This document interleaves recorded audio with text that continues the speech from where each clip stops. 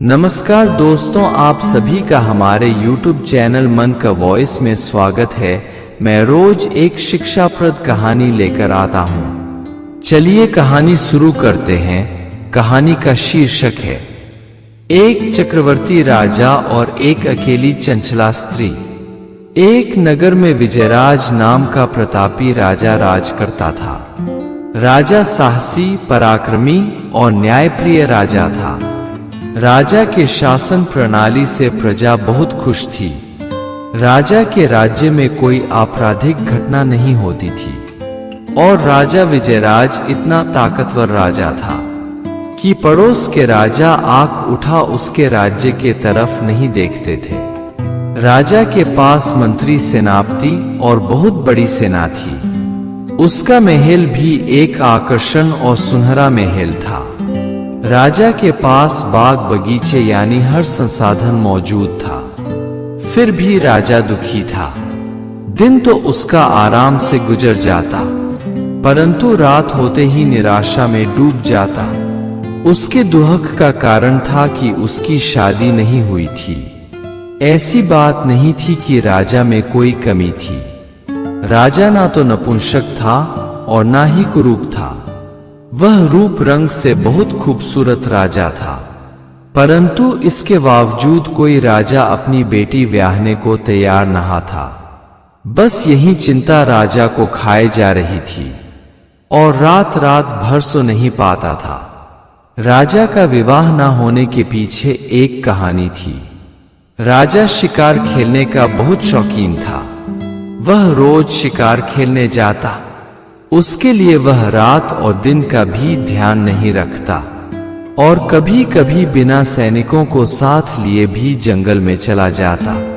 जंगल में एक महात्मा आश्रम बना निवास करते थे। वह जंगल में तपस्यारत थे। उनके आश्रम के कुछ दूर एक नदी बहती थी, जिसमें रोज ब्रह्मा मुहूर्त में महात्मा स्नान को जाते। एक दिन महात्मा नदी में स्नान करने गए थे।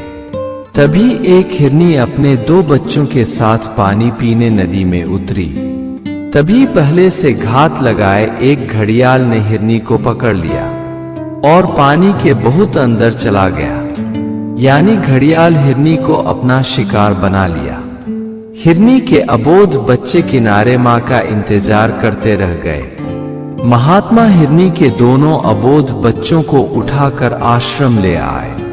महात्मा जी के पास आश्रम में कई गाय थी। उन्हें दूध की कोई कमी नहीं थी, तो हिरनी के बच्चों को पाल लिया। धीरे धीरे हिरनी के दोनों बच्चे बड़े हो गए। वह जंगल में बहुत अंदर तक घूमने जाते, चरते और आराम से आ जाते। महात्मा के सिद्धियों के कारण कोई हिंसक जीव उन 2 हिरणों पर आक्रमण नहीं करते। यहां तक कि हिरण शेर के मांद में भी घुस जाते, परंतु शेर उनको कोई नुकसान नहीं पहुंचाता। इस तरह आराम से हिरणों का दिन बीत रहा था कि एक दिन राजा विजयराज जंगल में शिकार खेलने गया था। उसने देखा कि 2 खूबसूरत मोटे ताजे हिरण जंगल में बेखौफ विचरण कर रहे हैं। राजा ने सोचा कि आज इन हिरण का ही शिकार करते हैं। वह हिरण का पीछा करने लगा। हिरणों को भी आभास हुआ कि राजा हमारा शिकार करने के लिए पीछा कर रहा है, तो दोनों हिरण महात्मा के आश्रम के तरफ भाग लिए। राजा हिरणों को भागते देख उन पर तीर चला दिया। तीर लगाने से एक हिरण गिर पड़ा, जबकि दूसरा भागकर महात्मा के पास पहुंच गया। महात्मा को समझते देर नहीं लगी कि इसका जोड़ा बहुत मुश्किल में है। महात्मा वहां से उठ उस दिशा में चल पड़े जहां राजा ने हिरण को मार गिराया था।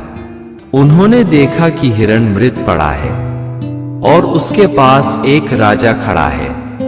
महात्मा राजा पर बहुत क्रोधित हुए और राजा से बोले कि हे दुर्जन, दुष्ट राजा, तू जल्दी से इस हिरण को जिंदा कर दे, वरना तुम्हें मैं भयंकर कोप दिखाऊंगा। ऐसा श्राप दूंगा कि तुम जिंदगी भर विवाह के लिए तड़पते रह जाओगे।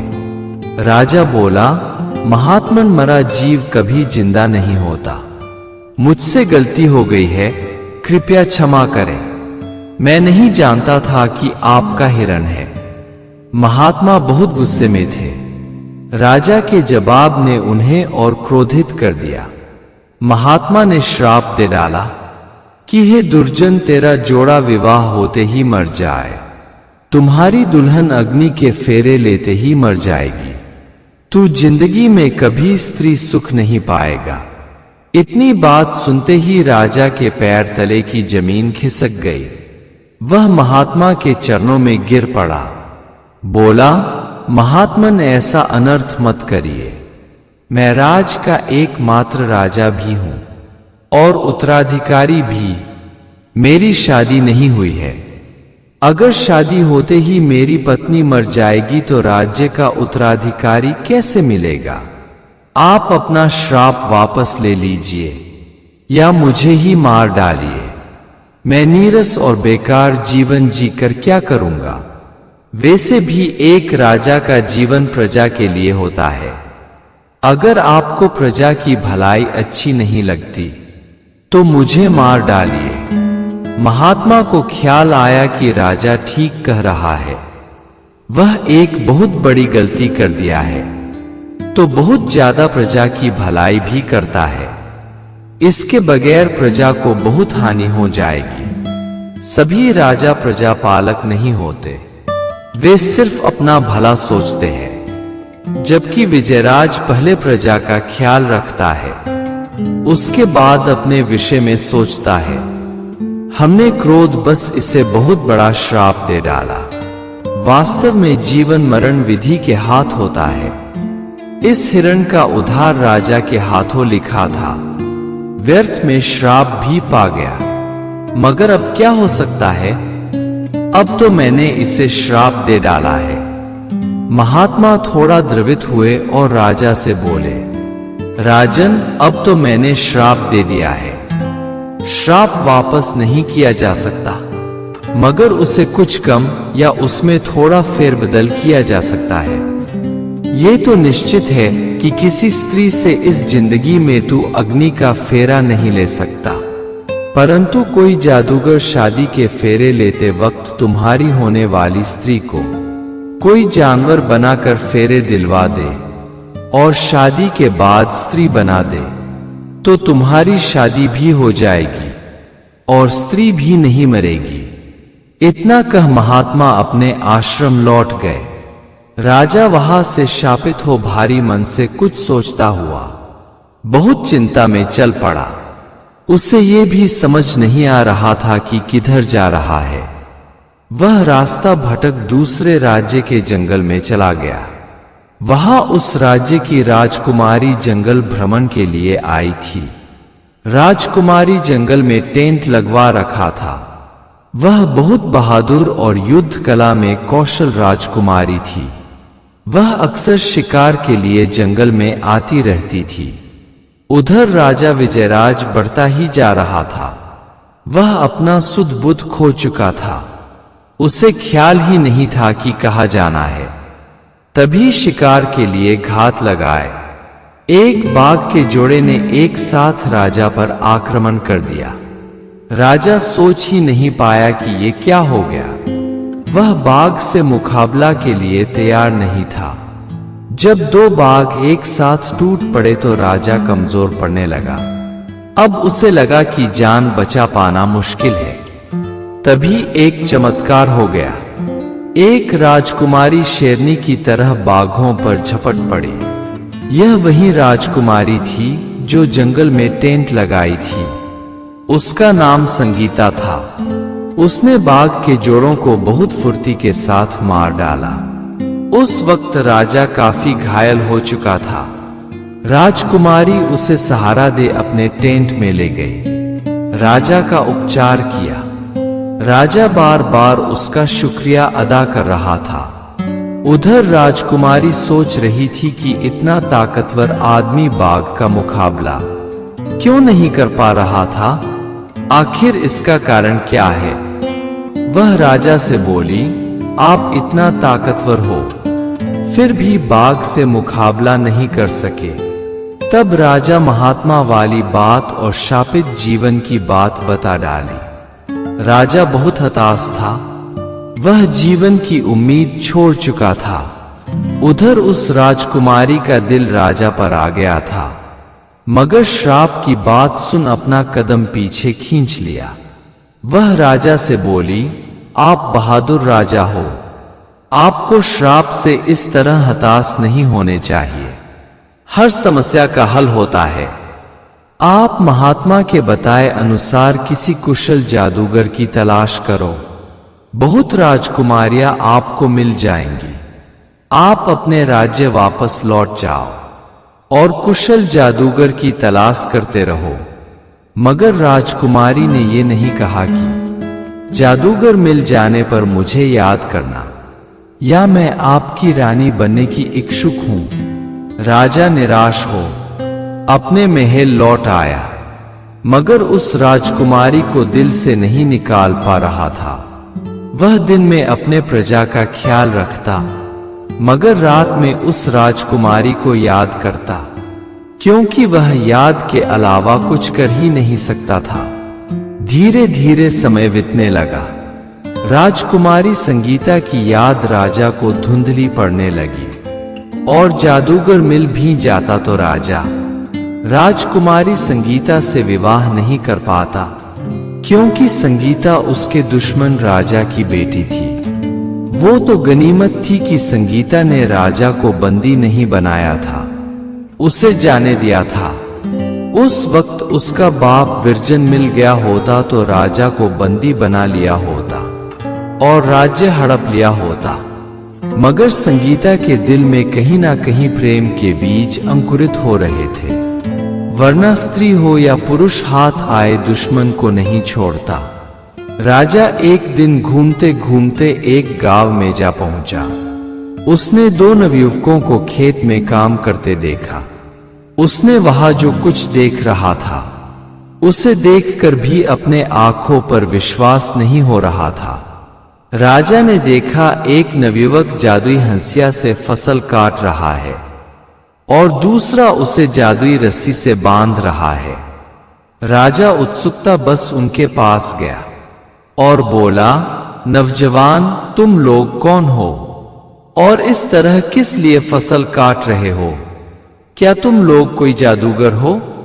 तब दोनों भाई बोल पड़े, महाराज, हम लोग एक किसान हैं, हमें जादूगरी आती है, उसकी सहायता से हम कई तरह के कार्य कर लेते हैं।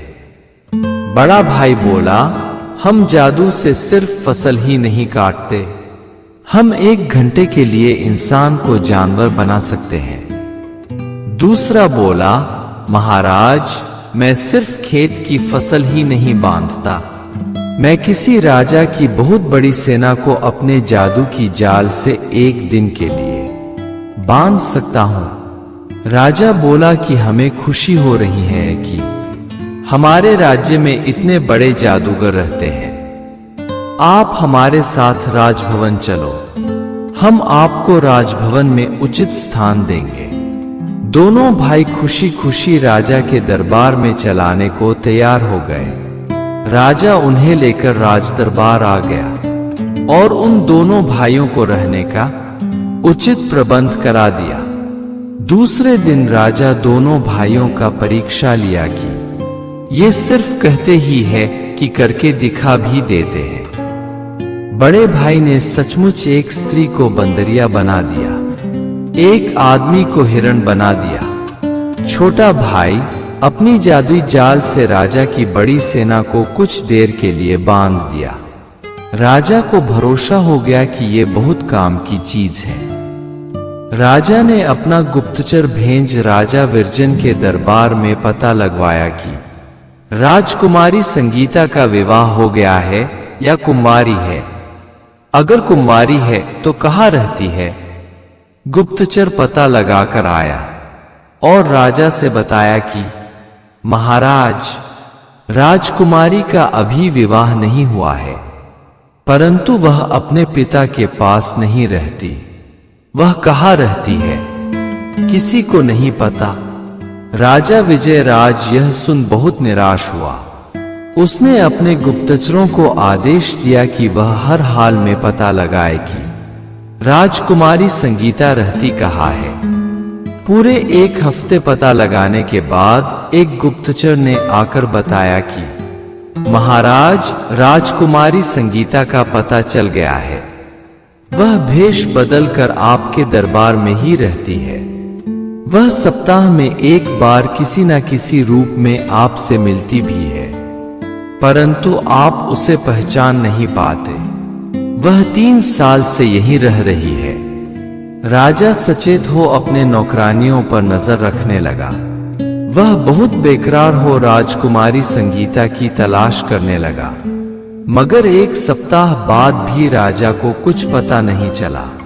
तब राजा ने दोनों जादूगर भाइयों को बुलवाया और उनसे बोला कि तुम लोगों के पास ऐसा कोई जादू है जो खोए हुए या छुपे हुए लोगों को ढूंढ कर सामने ला सके। तब जादूगर भाइयों में से छोटा बोला, हाँ महाराज, हमारे पास इसका भी उपाय है। हमारे पास एक रस्सी है जो छुपे हुए आदमी के गले में पड़ जाएगी। वह हमारे पास आने को विवश हो जाएगा। तब राजा ने आदेश दिया कि तुम अपने जादू का प्रयोग करो। जादूगर में एक रस्सी फेंक दिया। रस्सी राजा को रोज खाना खिलाने वाली एक दासी के गले में पड़ गया। राजा आश्चर्यचकित हुआ। वह राजकुमारी संगीता थी जो 3 साल पहले राजा के सापित हो महल लौटने पर भेष बदलकर राजा की परीक्षा लेने आ गई थी। उसने दासी से मिल उसके कपड़े खुद पहन लिए थे। वह अपना चेहरा हमेशा ढककर रखती थी। वह पता लगाना चाहती थी कि क्या राजा भी उससे प्रेम करता है। जब उसे पता चला कि राजा तो राजकुमारी संगीता के याद में जागकर बिताता है, तो उसने ठान लिया कि अब वह यहां से नहीं जाएगी। उसे राजा की एक बात की खबर थी।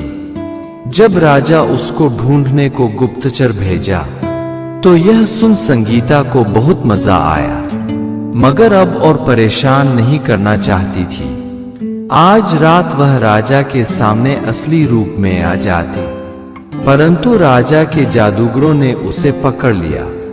राजा उसकी सहमति से शाम में उससे शादी करने बैठा। फेरे के वक्त जादूगर ने राजकुमारी को बंदरिया बना दिया। विवाह हो जाने पर राजकुमारी असली रूप में आ गई। राजा अब शाप मुक्त हो चुका था। वह अपनी पत्नी के साथ रात बिता सकता था। राजकुमारी संगीता राजा विजयराज की रानी बन चुकी थी।